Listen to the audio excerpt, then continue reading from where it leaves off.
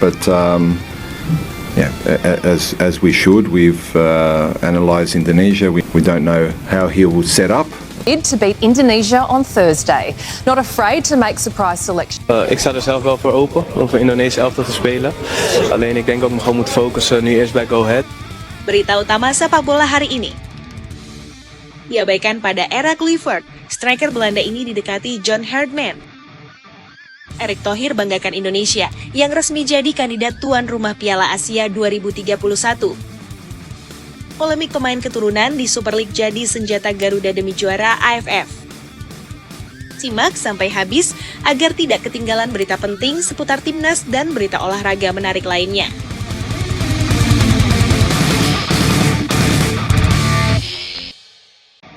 Diabaikan pada era Kluivert, striker Belanda ini didekati John Herdman. Nama Dean Zandbergen kembali mencuat dalam pembahasan calon pemain naturalisasi timnas Indonesia. Penyerang milik VVV Venlo tersebut tampil konsisten di Liga 2 Belanda dan dinilai memiliki profil yang sesuai dengan kebutuhan lini depan Garuda saat ini. Dean Zandbergen sejatinya sudah lama menyatakan ketertarikannya membela timnas Indonesia. Pernyataan itu disampaikannya pada pertengahan tahun 2025 ketika skuad Merah Putih masih berada di bawah arahan Patrick Kluivert. Saat itu ia menegaskan bahwa dirinya terbuka untuk mengikuti proses naturalisasi jika mendapatkan kesempatan dan mengaku akan sangat senang apabila dapat bermain untuk timnas Indonesia, seperti banyak pemain keturunan lain yang telah lebih dulu memilih jalan tersebut. Secara garis keturunan, Dean Zandbergen memiliki darah Indonesia dari pihak ibunya. Sang ibu diketahui berasal dari Jawa Barat, tepatnya Depok, sehingga membuat statusnya memenuhi syarat secara administratif untuk diproses menjadi warga negara Indonesia. Namun pada periode tersebut namanya tidak menjadi prioritas. Tim pelatih kala itu justru memilih Mauro Zijlstra dari FC Volendam sebagai opsi penyerang keturunan. Keputusan tersebut kini kembali dipertanyakan, mengingat performa Zandbergen yang justru menunjukkan tren positif bersama klubnya. Pada musim Liga 2 Belanda 2025-2026, Dean Zandbergen telah mencatatkan 5 gol dan 3 assist dari 22 pertandingan bersama VVV Venlo. Yang menarik, seluruh kontribusi tersebut datang dari 7 laga terakhir, menandakan peningkatan performa yang signifikan. Bahkan pada laga melawan FC Dordrecht pada Desember 2025, Zandbergen mencetak 3 gol sekaligus dan membawa timnya menang 3-1. Di sisi lain, lini depan timnas Indonesia masih mencari konsistensi. Ole Romney yang kerap diplot sebagai ujung tombak belum mencetak gol bersama Oxford United musim ini. Sementara Mauro Zijlstra belum mendapatkan menit bermain reguler di FC Volendam, sehingga kontribusinya belum terlihat di level klub. Kondisi ini membuat sosok Zandbergen menjadi opsi yang layak dipertimbangkan. Dengan postur 188 cm, naluri mencetak gol, serta pengalaman di kompetisi Eropa, ia menawarkan alternatif berbeda untuk lini serang timnas Indonesia. Saat ini pelatih kepala timnas Indonesia John Herdman tengah berada di Eropa untuk memantau pemain diaspora dan kandidat naturalisasi. Selain menyambangi pemain yang sudah menjadi bagian skuad Garuda, Herdman juga membuka peluang bagi nama baru yang memiliki kualitas dan komitmen membela Indonesia. Era kepelatihan John Herdman dinilai dapat menjadi momentum bagi Dean Zandbergen untuk akhirnya mendapatkan kesempatan. Setelah sebelumnya sempat terlewat, namun kini datang dengan bukti nyata melalui performa meyakinkan di lapangan.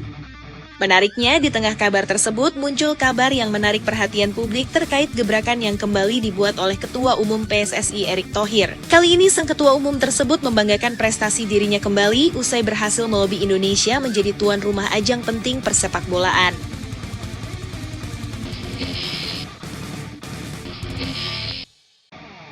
Erick Thohir banggakan Indonesia yang resmi jadi kandidat tuan rumah Piala Asia 2031. Erick Thohir menyampaikan kebanggaan besar setelah Konfederasi Sepak Bola Asia secara resmi mengumumkan Indonesia masuk dalam daftar kandidat tuan rumah Piala Asia 2031. Keputusan tersebut menjadi tonggak penting bagi sepak bola nasional karena membuka peluang Indonesia kembali menggelar turnamen level tertinggi di benua Asia setelah penantian panjang lebih dari 2 dekade. Kepastian itu diperoleh setelah AFC menyelesaikan proses verifikasi terhadap seluruh penawaran yang diajukan oleh berbagai asosiasi anggota sejak tahun lalu. Indonesia dinyatakan memenuhi syarat administratif dan teknis untuk melanjutkan tahap berikutnya dalam proses bidding yang sangat kompetitif. Masuknya nama Indonesia dalam daftar resmi dianggap sebagai bentuk kepercayaan AFC terhadap perkembangan sepak bola nasional dalam beberapa tahun terakhir. Dalam perebutan hak penyelenggaraan ini, Indonesia tidak berjalan sendirian. Sejumlah negara besar di kawasan Asia juga ikut bersaing, antara lain Australia, India, Korea Selatan, dan Kuwait. Selain itu, terdapat pula penawaran tuan rumah bersama yang diajukan oleh Kirgistan, Tajikistan, dan Uzbekistan. Total terdapat 6 proposal resmi dari 8 negara yang telah diterima AFC untuk dipelajari lebih lanjut. Sebelumnya, Uni Emirat Arab sempat berada dalam bursa pencalonan, namun AFC mengonfirmasi bahwa negara tersebut menarik diri dari proses penawaran. Mundurnya Uni Emirat Arab membuat peta persaingan sedikit berubah, meski tetap menyisakan rival-rival kuat dengan pengalaman panjang menggelar event internasional. Presiden AFC Sheikh Salman bin Ibrahim Al Khalifa menjelaskan bahwa mekanisme pemilihan tuan rumah akan dimatangkan dalam Kongres AFC ke-35. Forum tersebut akan menjajaki berbagai kemungkinan terkait penetapan tuan rumah untuk edisi Piala Asia 2031 dan 2035. AFC juga telah menuntaskan proses penerimaan penawaran dari asosiasi anggota yang berminat menjadi tuan rumah edisi 2035. Di tingkat nasional, Persatuan Sepak Bola Seluruh Indonesia di bawah kepemimpinan Erick Thohir bergerak cepat menyiapkan seluruh dokumen dan persyaratan yang diminta AFC. Indonesia memilih maju sebagai tuan rumah tunggal, berbeda dengan pengalaman pada 2007 ketika harus berbagi peran dengan Malaysia, Thailand, dan Vietnam. Strategi tuan rumah tunggal diyakini memberi kendali lebih besar terhadap aspek penyelenggaraan dan warisan jangka panjang. Dokumen pengajuan telah diserahkan langsung ke markas AFC di Kuala Lumpur sebagai bukti keseriusan Indonesia. Erick Thohir menegaskan bahwa optimisme Indonesia tidak dibangun di atas angan-angan, melainkan berdasarkan rekam jejak sukses menggelar berbagai ajang internasional, termasuk Piala Dunia usia 17 pada 2023 yang mendapat apresiasi luas dari FIFA dan AFC. Kesiapan infrastruktur menjadi senjata utama yang ditawarkan Indonesia. Sejumlah stadion berstandar FIFA telah tersedia di berbagai kota, dilengkapi fasilitas pendukung seperti pusat latihan, akses transportasi, hingga sistem keamanan modern. Pemerintah juga disebut siap memberikan dukungan penuh agar seluruh kebutuhan turnamen dapat terpenuhi tanpa hambatan berarti. Erick Thohir menegaskan bahwa Indonesia telah memasukkan bidding sebagai tuan rumah tunggal Piala Asia 2031 dan seluruh persyaratan dasar telah dipenuhi. Dari segi kesiapan panitia pelaksana, sumber daya manusia, hingga fasilitas stadion berstandar FIFA, Indonesia berada pada posisi yang sangat layak untuk dipercaya AFC. Ia menilai momentum ini harus dimanfaatkan untuk mengangkat martabat sepak bola nasional sekaligus mendorong pertumbuhan ekonomi kreatif, pariwisata, dan industri olahraga. Pengalaman menjadi tuan rumah berbagai event besar telah membuktikan bahwa Indonesia mampu menggerakkan ribuan relawan, aparat keamanan, dan tenaga profesional untuk bekerja dalam standar internasional. Di sisi lain, AFC juga mengumumkan adanya 4 negara yang telah menyatakan minat menjadi tuan rumah Piala Asia 2035. Keempat negara tersebut adalah Australia, Jepang, Korea Selatan, dan Kuwait. AFC akan berkoordinasi dengan masing-masing asosiasi anggota guna menyusun dokumen penawaran sesuai jadwal, peraturan, dan proses evaluasi yang telah ditetapkan. Proses penentuan tuan rumah tidak hanya menilai kelayakan stadion, tetapi juga aspek transportasi, akomodasi, komitmen pemerintah, keberlanjutan lingkungan, hingga jaminan keamanan. Indonesia diyakini memiliki nilai tambah berupa basis supporter yang besar dan atmosfer sepak bola yang dikenal sebagai salah satu paling hidup di Asia. Bagi Erick Thohir, pencalonan ini bukan sekadar mengejar status tuan rumah, melainkan bagian dari strategi jangka panjang membangun ekosistem sepak bola nasional. Turnamen sebesar Piala Asia 2031 diharapkan dapat mempercepat pembinaan usia muda, meningkatkan kualitas liga, serta membuka kesempatan bagi talenta lokal tampil di panggung tertinggi. Dukungan pemerintah pusat dan daerah menjadi faktor kunci keberhasilan bidding. Koordinasi lintas kementerian telah mulai dilakukan untuk memastikan kesiapan anggaran, infrastruktur, dan regulasi. Indonesia ingin menunjukkan bahwa sepak bola dapat menjadi alat pemersatu bangsa sekaligus motor penggerak ekonomi nasional. Publik sepak bola Indonesia menyambut kabar ini dengan antusias. Setelah sukses menjadi tuan rumah Piala Dunia usia 17, kepercayaan diri semakin meningkat bahwa Indonesia mampu menggelar event yang jauh lebih besar. Media internasional pun mulai menyoroti keseriusan Indonesia dalam persaingan dengan negara-negara mapan seperti Australia dan Korea Selatan. Meski jalan menuju penetapan tuan rumah masih panjang, Erick Thohir optimistis peluang Indonesia sangat terbuka. Ia menekankan bahwa seluruh elemen harus bersatu, mulai dari pemerintah, PSSI, klub, hingga supporter, agar AFC melihat Indonesia sebagai pilihan terbaik untuk masa depan sepak bola Asia. Apabila terpilih, Piala Asia 2031 akan menjadi momentum bersejarah yang mengulang kejayaan 2007 dengan skala lebih besar dan profesional. Indonesia ingin membuktikan diri bukan hanya sebagai pasar sepak bola raksasa, tetapi juga sebagai penyelenggara kelas dunia yang mampu memberi standar baru bagi turnamen di benua Asia. Lebih jauh, Erick Thohir melihat pencalonan Indonesia sebagai tuan rumah Piala Asia 2031 bukan hanya soal pertandingan 90 menit di atas lapangan, melainkan tentang bagaimana sepak bola dapat menjadi wajah kemajuan bangsa di mata dunia. Ia menilai kesempatan ini bisa menjadi etalase besar untuk menunjukkan bahwa Indonesia telah bertransformasi menjadi negara modern dengan manajemen olahraga yang profesional dan berstandar global. Dalam berbagai kesempatan, Erick menegaskan bahwa keberhasilan menjadi tuan rumah akan membuka ribuan lapangan kerja baru, mulai dari sektor konstruksi stadion, transportasi, perhotelan, hingga industri kreatif. Turnamen sebesar Piala Asia diperkirakan mampu mendatangkan ratusan ribu wisatawan mancanegara yang akan menggerakkan ekonomi lokal di kota-kota penyelenggara. PSSI juga mulai memetakan stadion yang berpotensi menjadi venue utama. Beberapa stadion hasil renovasi Piala Dunia usia 17 2023 diproyeksikan kembali digunakan dengan peningkatan kapasitas dan teknologi. Pemerintah daerah disebut telah menyatakan kesiapan untuk mempercepat pembangunan infrastruktur pendukung seperti akses jalan, bandara, dan transportasi massal. Erick menjelaskan bahwa Indonesia ingin menghadirkan konsep penyelenggaraan yang ramah lingkungan dan berkelanjutan. Setiap stadion akan dilengkapi sistem pengelolaan sampah modern, penggunaan energi terbarukan, serta fasilitas bagi penyandang disabilitas. Konsep ini diharapkan menjadi nilai tambah di mata AFC dibandingkan pesaing lain. Dari sisi teknis sepak bola, turnamen ini diyakini akan menjadi katalis peningkatan kualitas tim nasional Indonesia. Dengan status tuan rumah, Indonesia otomatis akan tampil di putaran final tanpa melalui babak kualifikasi.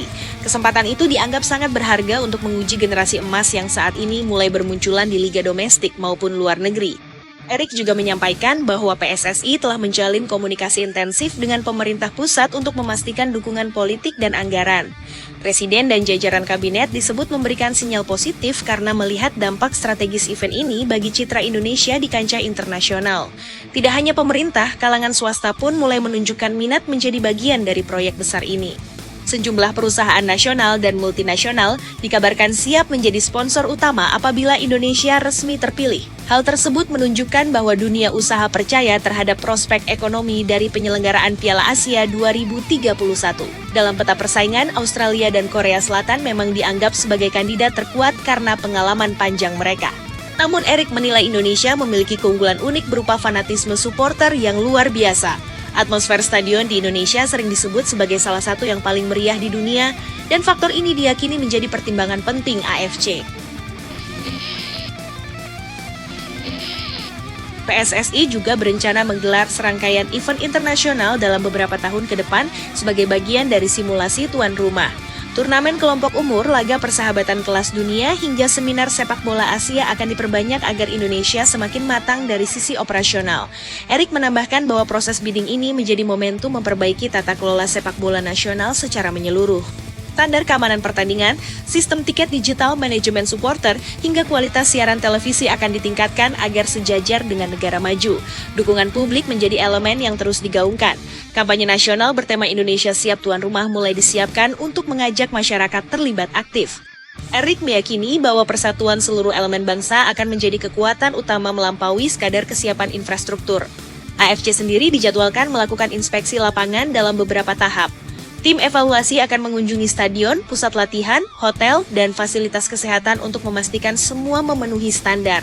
Indonesia telah menyiapkan tim khusus yang terdiri dari ahli konstruksi, keamanan, dan manajemen event untuk mendampingi proses tersebut. Selain aspek olahraga, Erick melihat kesempatan besar mempromosikan budaya Indonesia ke dunia. Pembukaan dan penutupan turnamen direncanakan menampilkan kekayaan seni Nusantara, mulai dari musik tradisional, tarian daerah, hingga kuliner khas. Ia ingin dunia mengenal Indonesia bukan hanya lewat sepak bola, tetapi juga melalui identitas budayanya. Di internal PSSI, pembentukan panitia persiapan telah dilakukan jauh hari. Struktur organisasi melibatkan profesional berpengalaman yang pernah menangani Asian Games 2018 dan Piala Dunia usia 17. Sinergi pengalaman tersebut diyakini mampu menghadirkan penyelenggaraan yang rapi dan berkelas. Erick mengingatkan bahwa jalan menuju 2031 masih panjang dan penuh tantangan. Namun ia percaya dengan kerja keras dan kolaborasi, Indonesia dapat meyakinkan AFC bahwa negeri ini adalah rumah terbaik bagi sepak bola Asia. Setiap tahapan akan dijalani dengan transparan dan sesuai regulasi internasional. Para pengamat sepak bola menilai langkah Indonesia sudah berada di jalur yang tepat. Transformasi liga, pembangunan pusat latihan nasional, serta peningkatan prestasi tim nasional menjadi modal kuat dalam presentasi bidding. Mereka optimistis Indonesia tidak lagi dipandang sebelah mata seperti masa lalu. Dukungan supporter juga terus mengalir melalui media sosial dan komunitas pecinta bola. Banyak yang berharap Piala Asia 2031 kelak menjadi pesta rakyat yang menyatukan seluruh elemen bangsa tanpa sekat. Sepak bola dianggap sebagai bahasa universal yang mampu merajut persaudaraan. Erik menutup penjelasannya dengan keyakinan bahwa pencalonan ini adalah mimpi besar yang harus diperjuangkan bersama. Ia menilai Indonesia memiliki segalanya, mulai dari sumber daya manusia, infrastruktur, hingga semangat masyarakat. Tinggal bagaimana semua potensi itu disatukan dalam satu visi yang sama. Dengan semangat tersebut, Indonesia melangkah memasuki babak baru persaingan tuan rumah Piala Asia 2031. Perjalanan masih panjang, tetapi optimisme terus menyala. Bagi Erick Thohir dan jutaan pencinta sepak bola nasional, mimpi melihat Merah Putih berkibar sebagai tuan rumah di panggung Asia bukan lagi sekadar harapan, melainkan target nyata yang sedang diperjuangkan hari ini.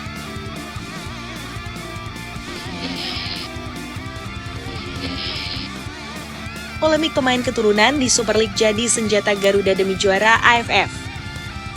Polemik mengenai kehadiran pemain keturunan di kompetisi kasta tertinggi Indonesia atau Super League terus menjadi bahan perbincangan hangat di berbagai kalangan. Arus kepindahan para pemain berdarah Indonesia dari luar negeri ke liga domestik dianggap bukan sekadar fenomena biasa, melainkan memiliki keterkaitan erat dengan strategi besar sepak bola nasional. Banyak pihak melihat langkah ini sebagai upaya sistematis untuk memperkuat fondasi timnas Indonesia menjelang misi besar menjuarai Piala AFF 2026, sebuah target yang telah lama diimpikan publik sepak bola tanah air. Tren tersebut semakin menguat dalam beberapa musim terakhir ketika sejumlah nama pemain naturalisasi memilih melanjutkan karier di klub-klub Indonesia. Situasi ini memunculkan beragam pandangan, mulai dari dukungan penuh hingga kritik tajam. Sebagian menilai kehadiran mereka dapat mengangkat kualitas kompetisi, sementara kelompok lain khawatir peluang pemain lokal justru semakin menyempit.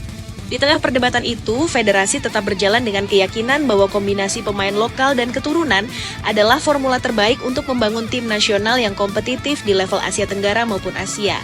Pengamat sepak bola nasional Kesit Budi Handoyo memberikan analisis mendalam terkait dinamika yang sedang terjadi. Ia menilai bahwa keberadaan talenta naturalisasi di liga domestik membawa dampak positif yang nyata bagi perkembangan tim nasional. Menurutnya, para pemain keturunan umumnya memiliki kualitas teknis dan pemahaman taktik yang lebih matang karena ditempa di lingkungan sepak bola yang lebih maju. Hal itu membuat mereka mampu memberikan standar baru bagi rekan-rekan timnya di klub maupun di tim nasional. Kesit menjelaskan bahwa salah satu keuntungan terbesar adalah proses adaptasi yang jauh lebih cepat ketika para pemain tersebut berkompetisi di Indonesia. Ia menilai kualitas individu pemain naturalisasi secara umum masih berada di atas rata-rata pemain lokal, baik dari segi fisik, teknik, maupun pengalaman bertanding. Dengan bermain di Super League, mereka tidak lagi membutuhkan waktu lama untuk menyesuaikan diri dengan kultur sepak bola Indonesia, mulai dari gaya bermain, cuaca, hingga tekanan supporter yang dikenal sangat fanatik. Kondisi itu dianggap sangat menguntungkan bagi jajaran pelatih tim nasional. Ketika para pemain sudah terbiasa dengan atmosfer kompetisi lokal, proses pemanggilan ke timnas menjadi lebih mudah dan efektif. Kesit menekankan bahwa kehadiran mereka di klub-klub Indonesia membuat pelatih lebih leluasa mengadakan pemusatan latihan kapanpun diperlukan tanpa harus terbentur jarak geografis yang jauh. Situasi ini berbeda drastis dibandingkan dengan pemain yang masih merumput di Eropa, di mana proses pelepasan pemain seringkali rumit dan penuh negosiasi. Efektivitas pemanggilan pemain menjadi aspek krusial, terutama menjelang turnamen regional seperti Piala AFF. Kesit menerangkan bahwa ajang tersebut belum masuk kalender resmi Badan Sepak Bola Dunia, sehingga klub luar negeri tidak memiliki kewajiban melepas pemainnya. Akibatnya, timnas Indonesia kerap tampil tidak dengan kekuatan terbaik karena beberapa pemain andalan tertahan di klub masing-masing. Dengan semakin banyaknya pemain keturunan yang bermain di Indonesia, hambatan semacam itu perlahan bisa diatasi. Ia juga menyinggung maraknya opini di media sosial yang menuduh perpindahan massal ini merupakan skenario khusus dari PSSI demi mengejar gelar juara AFF. Kesit melihat pandangan tersebut sebagai spekulasi berlebihan. Menurutnya, dinamika transfer pemain lebih banyak dipengaruhi faktor profesional seperti kesempatan bermain, nilai kontrak, dan kenyamanan karier, bukan semata instruksi federasi. Namun ia tidak menampik bahwa efek samping dari fenomena ini memang sangat menguntungkan bagi tim nasional. Dalam pandangannya, yang terpenting saat ini adalah bagaimana memaksimalkan potensi yang sudah ada. Kehadiran pemain keturunan di Super League harus dimanfaatkan sebagai momentum menaikkan level kompetisi secara keseluruhan. Pemain lokal diharapkan terdorong untuk bekerja lebih keras agar mampu bersaing, sementara klub-klub mendapatkan contoh profesionalisme dari rekan setim yang memiliki pengalaman internasional. Menuju Piala AFF 2026, persiapan Indonesia diprediksi akan jauh lebih matang dibandingkan edisi-edisi sebelumnya. Turnamen yang rencananya berlangsung pada periode Juli hingga Agustus itu menjadi panggung pembuktian bagi generasi baru sepak bola Indonesia. Berdasarkan hasil undian, skuad Garuda tergabung di grup A bersama Vietnam, Singapura, Kamboja, dan satu tim dari jalur play-off. Komposisi tersebut dinilai menantang namun tetap realistis untuk dilalui. Kesit menilai peluang Indonesia kali ini jauh lebih terbuka. Dengan semakin banyaknya pemain berkualitas yang tersedia di dalam negeri, pelatih memiliki keleluasaan menyusun kerangka tim tanpa dibayangi masalah perizinan. Ia menegaskan bahwa keuntungan utama bukan sekadar pada kualitas individu, melainkan pada kemudahan membangun kolektivitas tim karena para pemain lebih sering bertemu dalam kompetisi yang sama. Peran pelatih baru John Herdman juga menjadi sorotan penting. Pelatih berpengalaman tersebut diharapkan mampu meramu perpaduan ideal antara pemain lokal dan naturalisasi. Ekspektasi publik sangat tinggi mengingat Indonesia telah 6 kali menjadi runner-up tanpa pernah mengangkat trofi juara. Dengan materi pemain yang lebih lengkap, Herdman diyakini memiliki modal kuat untuk memutus rantai kegagalan masa lalu. Di level klub, dampak kehadiran pemain keturunan mulai terasa. Intensitas pertandingan meningkat, persaingan posisi semakin ketat, dan standar latihan ikut terangkat. Banyak pelatih klub mengakui bahwa profesionalisme para pemain naturalisasi menular kepada pemain lokal, mulai dari pola makan, disiplin latihan, hingga cara menjaga kondisi fisik.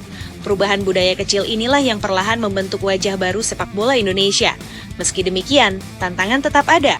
Regulasi kuota pemain asing dan keturunan masih menjadi perdebatan. Beberapa pihak meminta pembatasan agar kesempatan pemain muda lokal tetap terjaga. Federasi dihadapkan pada tugas sulit mencari titik keseimbangan antara kebutuhan prestasi jangka pendek dan pembangunan jangka panjang. Di tengah pro dan kontra tersebut, satu hal yang sulit dibantah adalah bahwa peta kekuatan timnas Indonesia sedang berubah. Arus talenta dari berbagai penjuru dunia memberikan dimensi baru yang belum pernah dimiliki sebelumnya.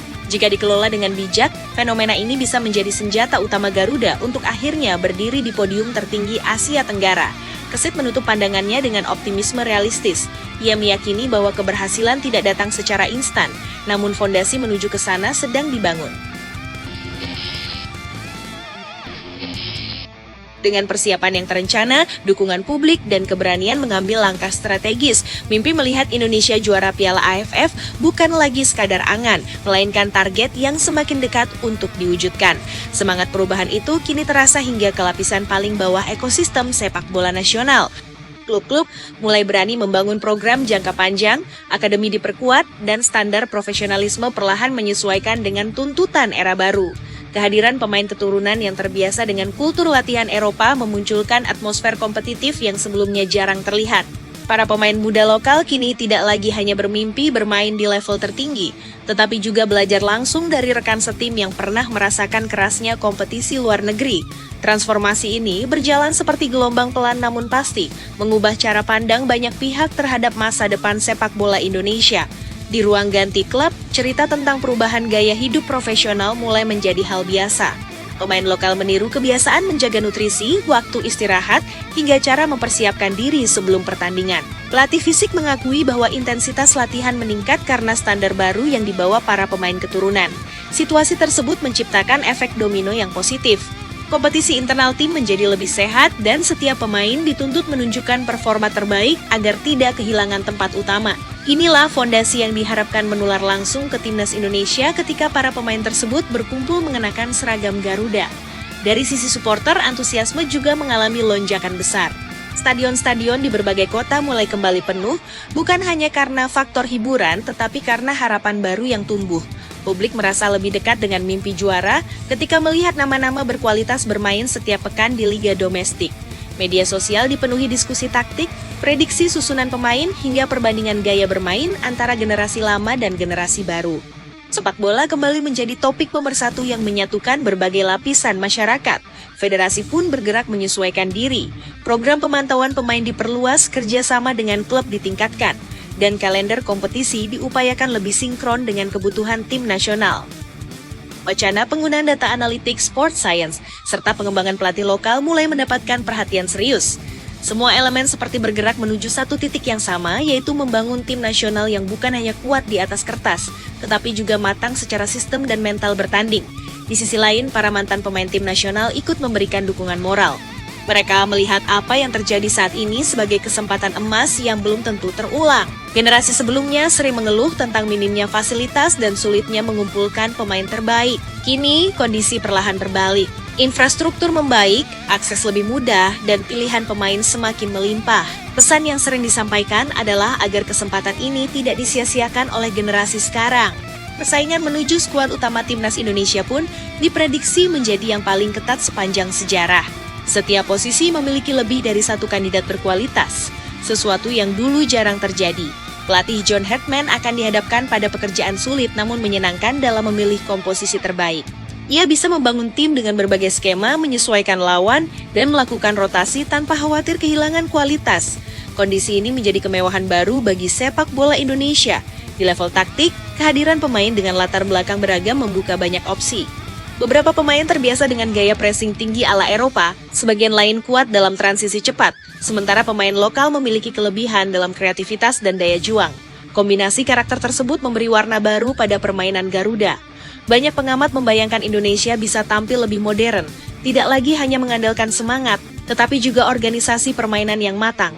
Menjelang Piala AFF 2026, agenda uji coba internasional akan menjadi tahap krusial. Federasi berencana mencari lawan dengan level bervariasi untuk menguji kedalaman skuad. Herdman ingin melihat bagaimana para pemain keturunan berkolaborasi dengan pemain lokal dalam tekanan pertandingan sesungguhnya. Setiap laga uji coba akan menjadi laboratorium taktik untuk menemukan formula paling ideal. Ruang diskusi publik pun semakin dewasa.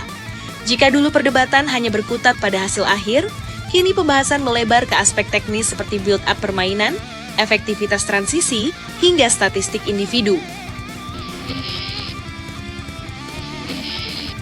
Perubahan cara berpikir ini menunjukkan bahwa sepak bola Indonesia sedang naik kelas secara budaya. Masyarakat tidak lagi sekadar menjadi penonton, tetapi juga pemerhati yang kritis. Klub-klub besar di Super League merespons tren ini dengan memperkuat scouting. Mereka berlomba mencari pemain keturunan potensial di berbagai belahan dunia. Setiap jendela transfer menjadi ajang kejutan dan nilai komersial liga ikut terdongkrak. Sponsor berdatangan, hak siar meningkat, dan industri sepak bola mulai bergerak sebagai ekosistem profesional yang saling mendukung. Namun di balik optimisme itu, pesan kehati-hatian terus disuarakan. Banyak pihak mengingatkan bahwa keberhasilan tidak boleh hanya bergantung pada pemain keturunan. Pembinaan usia muda tetap harus menjadi prioritas utama. Sekolah sepak bola di daerah perlu mendapatkan perhatian agar lahir talenta lokal yang mampu berdiri sejajar dengan pemain naturalisasi. Keseimbangan inilah yang akan menentukan masa depan jangka panjang. Waktu terus berjalan menuju turnamen besar. Setiap pekan di Super League ini terasa seperti audisi terbuka bagi calon pemain tim nasional. Gol, assist, tackle, dan penyelamatan gemilang selalu dikaitkan dengan peluang mengenakan seragam merah putih. Atmosfer kompetisi berubah menjadi panggung seleksi alami yang sangat ketat. Kesit kembali menegaskan bahwa semua dinamika ini pada akhirnya bermuara pada satu tujuan, yaitu membangun timnas Indonesia yang disegani. Ia melihat proses yang sedang terjadi sebagai tahapan evolusi, bukan revolusi instan. Keberhasilan mungkin tidak datang seketika, tetapi arah perjalanan sudah benar. Selama seluruh pihak menjaga komitmen, peluang mengakhiri penantian panjang gelar AFF akan semakin nyata. Harapan publik kini bertumpu pada sinergi antara federasi, klub, pelatih, dan pemain. Jika setiap elemen menjalankan perannya dengan baik, maka cerita indah bisa tercipta pada malam final nanti. Bendera merah putih berkibar, lagu kebangsaan berkumandang, dan generasi baru sepak bola Indonesia mencatatkan sejarah yang selama puluhan tahun hanya hidup dalam mimpi. Gelombang optimisme itu merembet hingga ke pusat-pusat latihan di berbagai daerah. Pelatih usia muda mulai menyesuaikan kurikulum dengan standar yang lebih tinggi, meniru pola yang dibawa para pemain keturunan dari akademi luar negeri. Materi latihan tidak lagi sebatas fisik dan teknik dasar, tetapi juga pemahaman taktik, pengambilan keputusan, serta cara membaca pertandingan. Banyak pelatih mengakui bahwa kehadiran figur baru di liga domestik membuka mata mereka tentang bagaimana sepak bola modern seharusnya dimainkan. Anak-anak muda yang berlatih setiap sore kini memiliki panutan nyata yang bisa mereka lihat langsung di stadion, bukan hanya lewat layar televisi. Di ruang rapat klub, manajemen juga mulai berpikir lebih strategis. Investasi pada sport science, analis video, dan departemen performa menjadi kebutuhan yang tidak bisa ditunda. Klub-klub sadar bahwa untuk bersaing memperebutkan jasa pemain berkualitas, mereka harus menawarkan lingkungan profesional yang setara dengan standar internasional. Perubahan ini pelan-pelan meningkatkan mutu Super League secara keseluruhan. Pertandingan menjadi lebih cepat, duel lebih intens, dan kualitas taktik semakin beragam.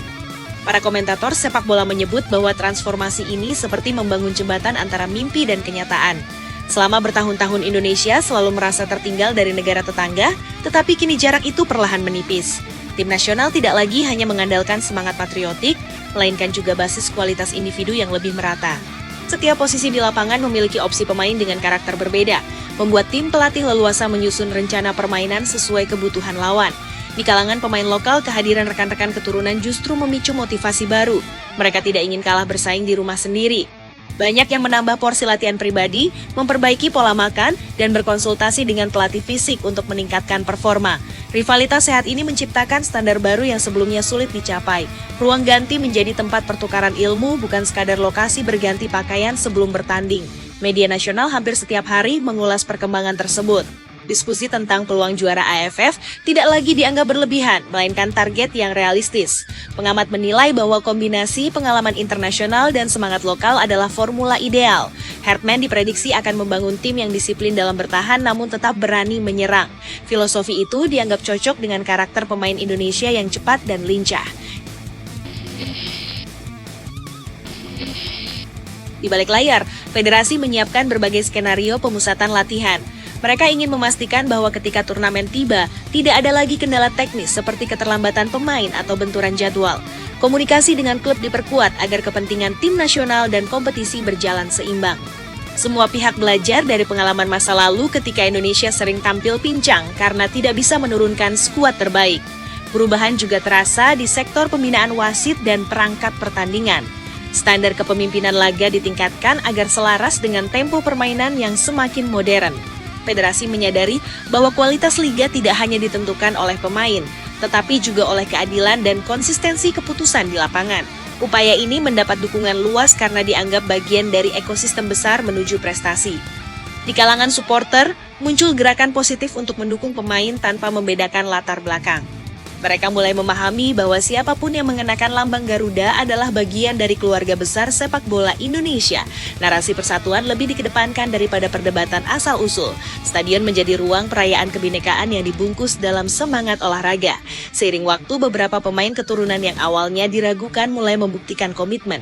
Mereka belajar bahasa Indonesia, berinteraksi dengan masyarakat, dan menunjukkan rasa memiliki yang tulus. Sikap ini meluluhkan banyak kritik. Publik melihat bahwa kecintaan pada negara tidak diukur dari tempat lahir, melainkan dari dedikasi di lapangan. Menjelang musim kompetisi berikutnya, persaingan semakin sengit. Klub-klub berlomba menampilkan permainan atraktif karena sadar bahwa sorotan tim nasional selalu mengintai. Setiap pertandingan terasa seperti panggung seleksi tidak resmi. Pemain yang tampil konsisten langsung masuk dalam perbincangan calon skuad AFF. Tekanan itu membuat kualitas liga terdongkrak tanpa perlu dipaksa. Herdman bersama stafnya rajin berkeliling stadion, mencatat detail performa dan berdialog dengan pelatih klub. Pendekatan terbuka ini mendapat apresiasi karena menciptakan jembatan komunikasi yang sebelumnya kurang terbangun. Sang pelatih ingin memastikan bahwa filosofi tim nasional sejalan dengan gaya bermain klub agar proses adaptasi berjalan mulus. Banyak pihak percaya bahwa momentum seperti ini jarang datang dua kali. Generasi emas yang terdiri dari perpaduan pemain lokal dan keturunan sedang berada pada usia matang. Jika dikelola dengan benar, mereka bisa menjadi fondasi kejayaan jangka panjang. Bukan hanya untuk satu turnamen, mimpi melihat Indonesia berdiri di podium tertinggi Asia Tenggara terasa semakin dekat. Di desa-desa dan kota kecil, anak-anak mulai kembali mengenakan kostum tim nasional saat bermain di lapangan tanah. Mereka menyebut nama idola baru sambil menirukan gerakan di televisi. Sepak bola kembali menjadi bahasa bersama yang menyatukan mimpi lintas generasi. Inilah dampak terbesar yang mungkin tidak tercatat dalam statistik. Perjalanan menuju gelar AFF memang masih panjang dan penuh rintangan. Lawan-lawan seperti Vietnam dan Singapura tentu tidak akan tinggal diam. Namun Indonesia kini datang dengan wajah berbeda, lebih percaya diri dan lebih siap secara sistem. Modal itu membuat setiap pertandingan nanti akan dijalani dengan keyakinan baru. Kesit menutup pandangannya dengan nada optimistis bahwa jika seluruh elemen tetap berada di jalur yang sama, sejarah bisa berubah. Ia melihat bahwa fondasi yang sedang dibangun bukan sekadar proyek sesaat, melainkan warisan untuk masa depan. Dengan kerja keras, kedisiplinan, dan dukungan publik, mimpi mengangkat trofi AFF bukan lagi cerita khayalan, melainkan tujuan yang perlahan menjelma kenyataan di depan mata.